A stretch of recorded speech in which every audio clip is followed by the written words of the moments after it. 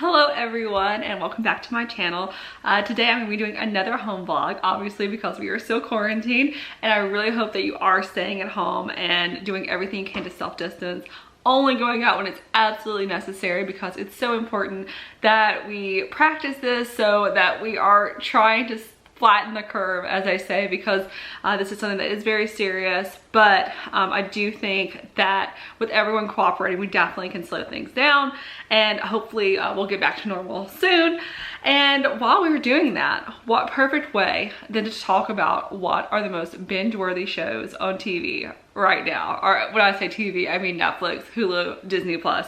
And we'll just be going through a few of my favorites. John is actually working downstairs, so I am going to go through a few of them that he recommended as well. So for everyone, there will be something that I think that you'll be able to watch. So let's get started, and I'm just gonna go through a list, and after this is done, just tell me which ones that you've personally watched, or maybe it's something that you've that I didn't mention, and I would love to hear about it if you just comment below. So let's get started on what I think are the most binge-worthy shows on TV right now.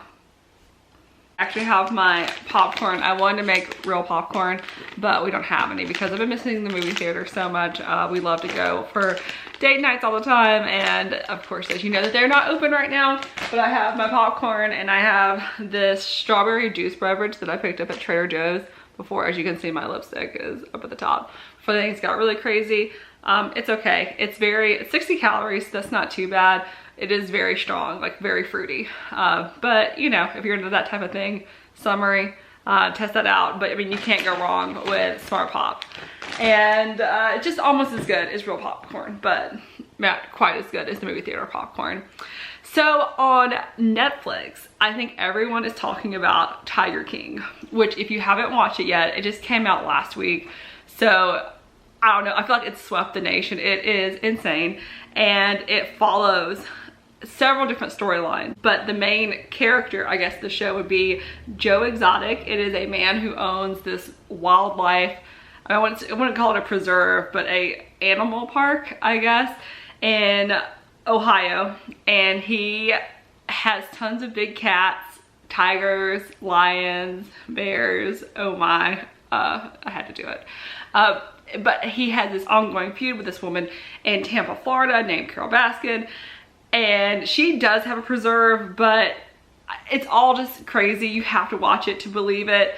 Joe actually orders a hit out, or allegedly a hit on Carol Baskin, and that's kind of where the story snowballs. But then there's Carol is accused of killing her second husband.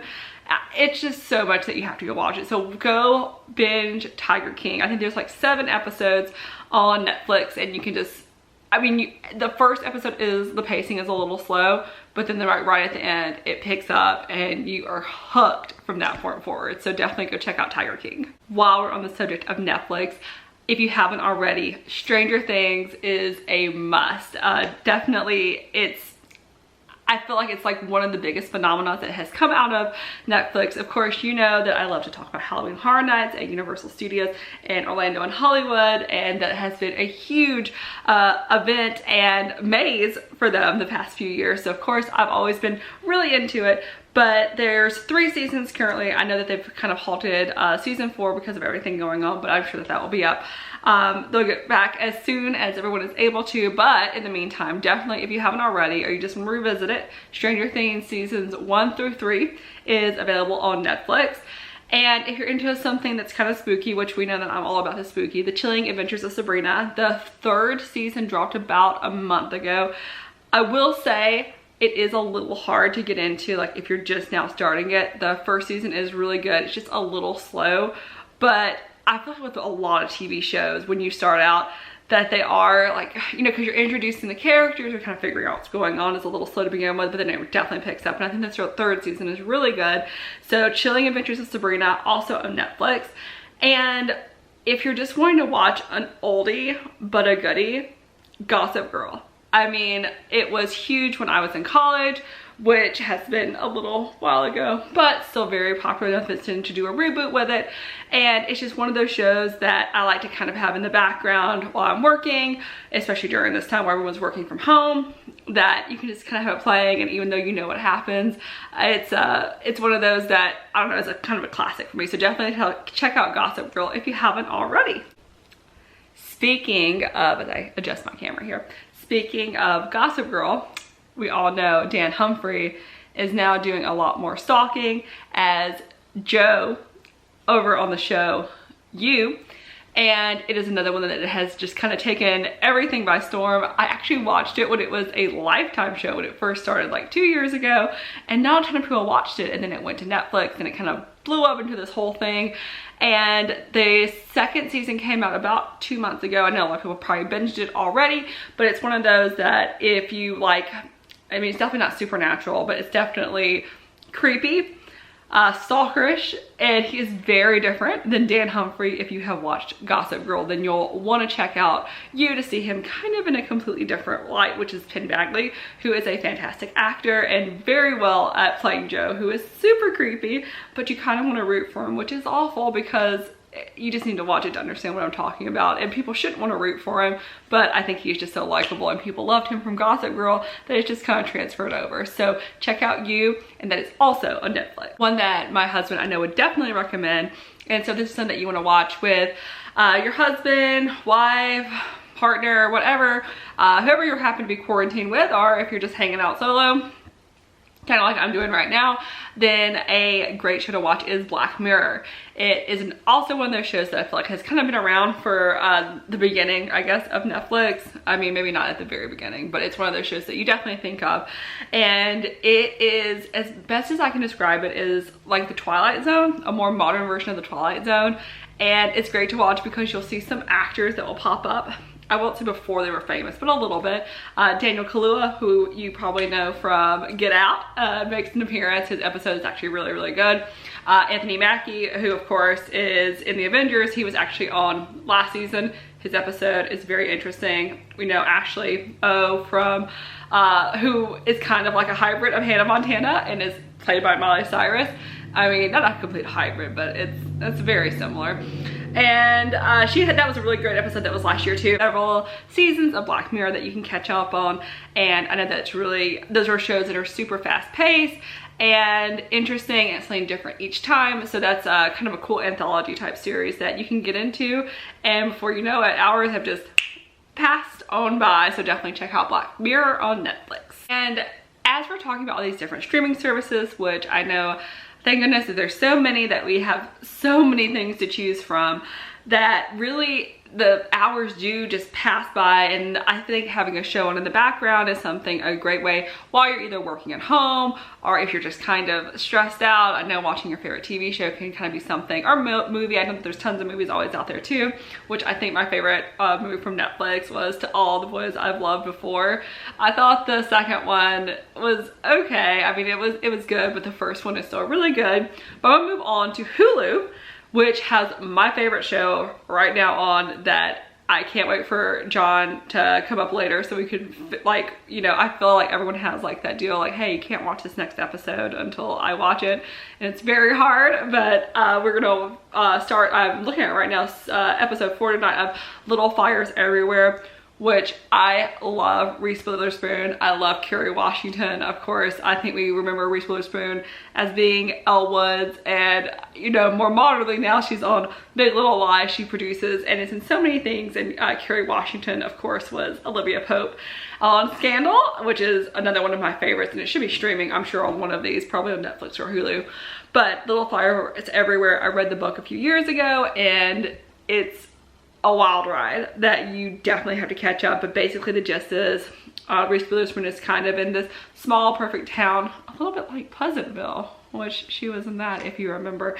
And Kerry Washington, she kind of befriends, and Kerry Washington is this artist, and she's a young daughter, and her daughter becomes friends with Reese Witherspoon's kids, and then there's secrets galore. It's it takes a really crazy turn. I'm interested to see what they do on TV because I have read the book. I know a lot of you probably have and are watching it the same as I am, so definitely check out Little Fires Everywhere on Hulu. Also, speaking of Hulu, one of their probably most popular shows is The Handmaid's Tale, which the first season is super good. The second season was okay. The third one, I haven't caught up completely on it, but it's one of those that if you're looking for a show to binge that is an award winner, that's been very popular, you can definitely check out The Handmaid's Tale.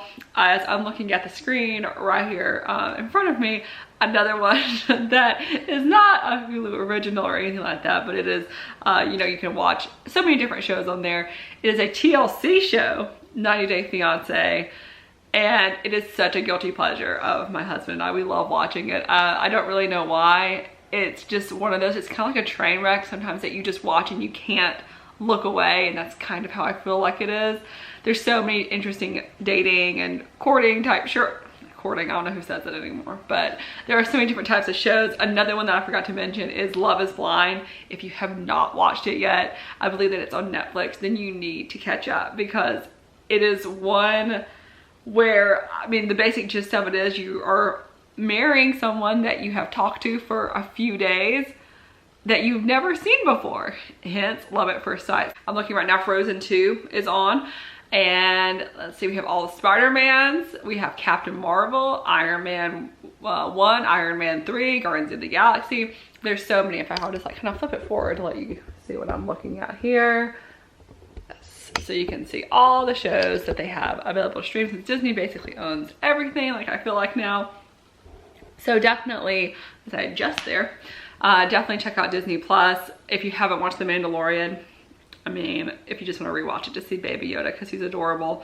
I know we are waiting patiently for season 2, which of course we're waiting for all of this to pass on so that I'm sure the shows and movies and everything that we really want to see can come out and resume filming and all of that. So that's why it's so important for you to stay at home and social distance and not get around people, because we really are trying to stop the spread of this. So that's why there's just no reason for you to go out when you have all these shows to choose from. And I'm trying to think of a few more as I wrap up here. If I had to give a few more just quick suggestions, if you're big into HBO shows, we just did binge the entire The Outsider, which is based on a Stephen King book. Jason Bateman is in it. It is fantastic. If you're a fan of his, if you're a fan of the book, if you haven't even know anything about the book, it's very similar to it, just without a clown, which is very spooky and good to watch, and it goes really fast. And also on HBO is Westworld. I know that is my husband's absolute favorite show. And if you watch this past weekend, spoiler alert, there is a friend from Game of Thrones that you might remember that pops up as that same character. I know this I think it was just kind of done as a little fun thing, but it's got a lot of theories going on about it. So hey, and if you haven't watched Game of Thrones, now is the perfect time to watch it, because it is another show that's a little slow to get into, but once you're in it, you're in it. The last season, I know a lot of people weren't so crazy about, but it definitely is still one of my favorites. I'm still always gonna be Team Daenerys. She was just my favorite. And I'm looking back here to see, oh, and ready for a rewatch of The Good Place. I know my husband needs to catch up on the last episode, but I think there's three seasons, I believe. And they're really good. It has Ted Danson and Kristen Bell. Anna, I guess if your kids are watching, more commonly known from Frozen, or Veronica Mars if you're old school like me. It's a great show that has a really good message, and I think the episode came out at a perfect time. That it's a great show. It's a great place to be in The Good Place. That makes sense. As I'm looking through at the shows that I have watched here in the background, one that I just started and I am obsessed with is Outlander. I believe it's on Stars normally, but it is available on Netflix if you want to check it out. And I don't know how I've waited this long. It's definitely one of these shows that I would be all in on, and after watching the first few episodes, I definitely am. So check out Outlander, American Horror Story. All of those are always really good. Crazy Ex-Girlfriend was one of my favorites. It kind of dwindled off towards the end, but the first season is really good. I think there's 4 or 5 seasons of it. And it's actually a musical television show, and it's definitely has some craziness, as the name would imply, but I actually need to watch the last episode. I know how it ends, but I need to watch it for myself. And I guess I'll have time to do that now. But the first 2 seasons are really good. And as I'm checking off one more that I'll give that's really good, I think I'll go with The Office because it seems to be like everyone loves it. I know that Friends, Seinfeld, Office are the shows that people kind of go to as some of their must-sees. And I think the other two aren't available to stream right now, but I know The Office definitely is. And another one, if you're a fan of Breaking Bad, which I know a lot of us were, Better Call Saul. I know John, my husband, I'm pointing like he's over here, but he's not. I know that he's been watching it and he really enjoys it. So if you're a fan of Breaking Bad, then that's definitely one that you need to check out. And as I am looking at the movies here, I noticed that some of the most popular ones are films like Outbreak and Contagion, which feel eerily similar to what we're going on right now, but definitely not in the same realm. So if you are gonna watch movies like that, just make sure that you're in a good frame of mind and that it's not gonna make you even more anxious. I have not watched any of those. I mean, I've seen them like when they came out like a couple of years ago, like World War Z. I think my favorite zombie apocalypse movie is Shaun of the Dead. That's one that I think we might try to watch pretty soon because it's so funny and it just kind of make fun of that genre of film. But if you're gonna watch something like Contagion, which is very similar, but the disease is definitely not its, don't get the two mixed up and thinking that you need to watch something that's going to make you even more anxious. So that's why I think it's better to stick to shows that'll make you relax and just calm down and enjoy your time inside as we are social distancing. Thank you so much for watching this home vlog. I'm hoping to do a few other things and to kind of cure the boredom. But stay safe out there, stay home, social distance, and I'll see you again next time. Bye, and get some popcorn. Get your popcorn and go watch a TV show. Bye.